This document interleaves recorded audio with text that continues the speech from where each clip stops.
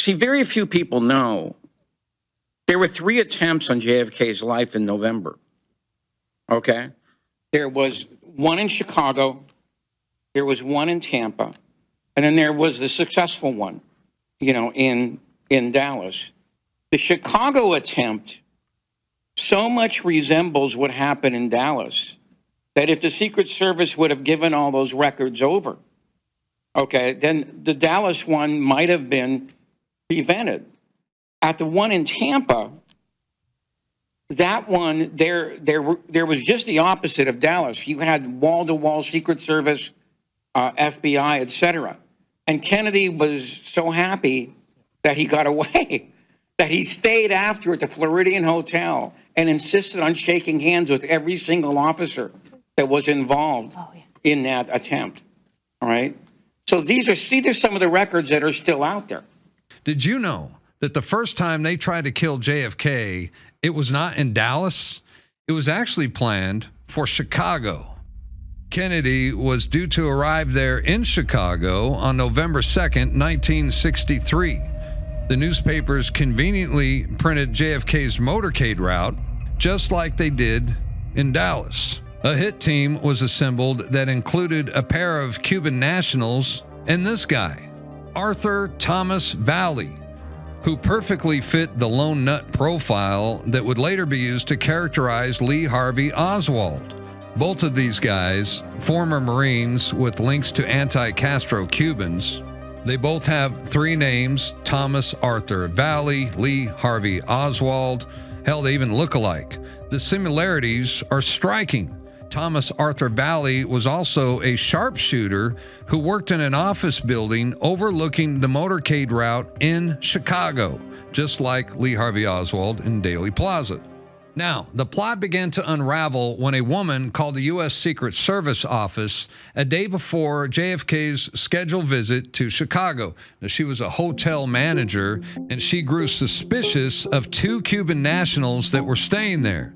She waited until they were not in the room, and then she unlocked the door, went inside, took a look around, and she was alarmed to find 4 high-powered rifles along with a newspaper outlining the route of JFK's motorcade in Chicago. Wow. So the Secret Service immediately put these guys under surveillance, but they got a little too close because one of the suspects heard the radio dispatch from the surveillance vehicle. They panicked, and then they packed up their gear and fled the scene. By this time, the Secret Service was also looking for Arthur Thomas Valley. They called the Chicago Police Department and they told him, get Valley off the streets.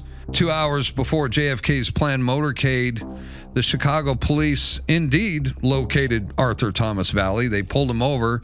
They looked in the trunk of his car and found an M1 rifle and 3,000 rounds of ammunition. They figured he was probably on his way to the office building where he worked, overlooking the motorcade route.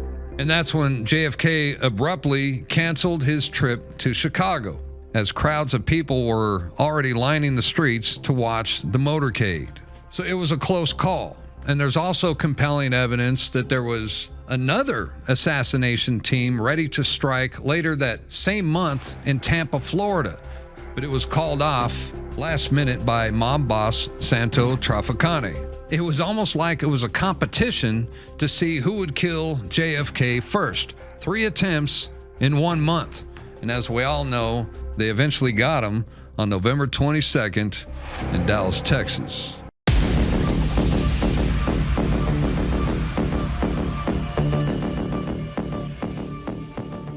Our first investigation will be announced, but it's going to be covering on a thorough investigation into the John F. Kennedy assassination. And I can tell you, based on what I've been seeing so far, the initial hearing that was actually held here in Congress was actually faulty in the single bullet theory. I believe that there were 2 shooters. I would like to actually tell the American people, it was made aware to me this evening that NBC actually has a video that's never been seen before. We're actually going to be sending a letter requesting that from NBC because it allegedly shows Oswald near the vehicle when the assassination took place, which means that he couldn't have been the shooter. So again, we're tracking down all this information. But look, there's even a CIA document that came out that Mr. Morley pointed out that actually said that the CIA never bought the lone gunman theory. And so I think the American people had an inclination as to what we were saying, but we never had the hard evidence until now. And so it's important to note that in a free and fair society, how could you operate or have an agency operating in the shadows? And so kudos to President Trump,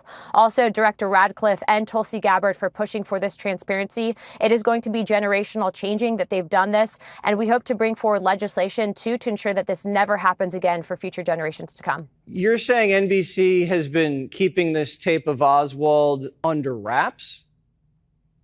Correct. In fact, Director Stone actually told us that he was showed this tape, that it was a secondary copy, and that he said that this could blow open the entire JFK investigation. What I will also tell you, though, Jesse, is he said that NBC has been very, very much so guarding this tape. And so I believe that that tape belongs to the American people. We are going to be sending a letter asking for that tape. And I would encourage everyone to ask NBC to release that tape to the public. It's important, not just for our investigations, but so the American people know the truth as to what happened with John F. Kennedy. It'd be very interesting. Mr. D. Eugenio and I saw a film of a potential Oswald watching the motorcade go by, which means that he was downstairs at the time of the shooting, and that would be very interesting to see. We couldn't say for sure that was Oswald, but it's a man who looks like him. So I think it would be a very good idea for the task force to subpoena NBC, which has the original film. Yes, they supposedly have the original. Yeah. They have the original film. They've refused it twice to be shown. Yes. And if this task force could easily get that, and the American public should have a right to judge for itself who was standing there.